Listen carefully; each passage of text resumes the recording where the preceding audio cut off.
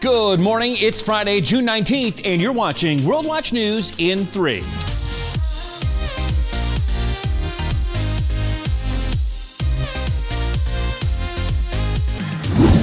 Today is known as Juneteenth, Freedom Day. On this day in 1865, Union General Gordon Granger rode into Galveston, Texas with a message. The Civil War is over. All the slaves are free. At the time, Texas was America's westernmost state, and so it was the last to hear the news. On paper, President Abraham Lincoln's Emancipation Proclamation had ended slavery 2.5 years earlier, but slaveholders didn't tell their slaves, holding them captive through another harvest. Texas is one of 46 states recognizing Juneteenth as an official holiday. Celebrations of the Second Independence Day include parades, cookouts, and public prayer.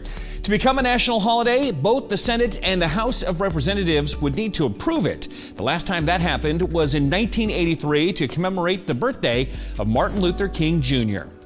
The two biggest countries in the world are China, number 1, and India, number 2. Both countries own some of the most powerful weapons known to mankind. But when Chinese and Indian soldiers fought this week, they used clubs and rocks and fists. Still, it was deadly. At least 20 Indian soldiers died Monday night in the most serious battle between the two countries in decades. The disagreement, that's more than 100 years old, a dispute over this section of the China-India border.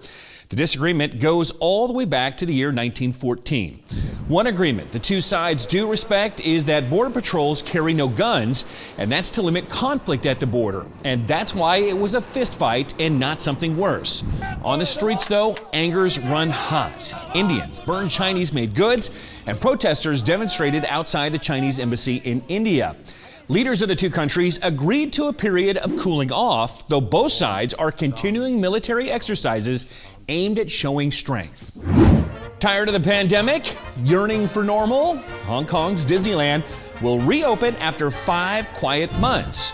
Not that it's normal to see a dancing duck or chipmunks as tall as men or a mouse with ears the size of dinner plates. But Disney fans will gladly put up with temperature checks and masks.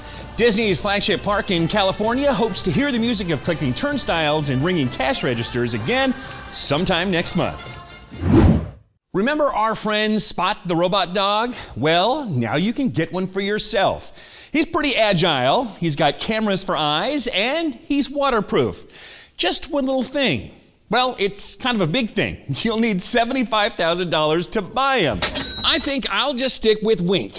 She's waterproof too.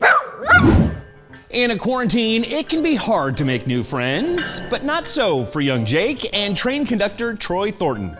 During the coronavirus shutdown, this was their daily routine. And Troy, open the store and say, "Hi, Jake, see you tomorrow." Troy will soon be conducting a new line, but not before he got the opportunity to give Jake a ride. He makes my day more than you know. And that story just made my day. Well, thanks for watching, everybody. I'm the Big Bash. Be sure that you subscribe below, right there. It's free, and we'll let you know whenever there's a new program. And remember, whatever the news, the purpose of the Lord will stand. We'll see you tomorrow.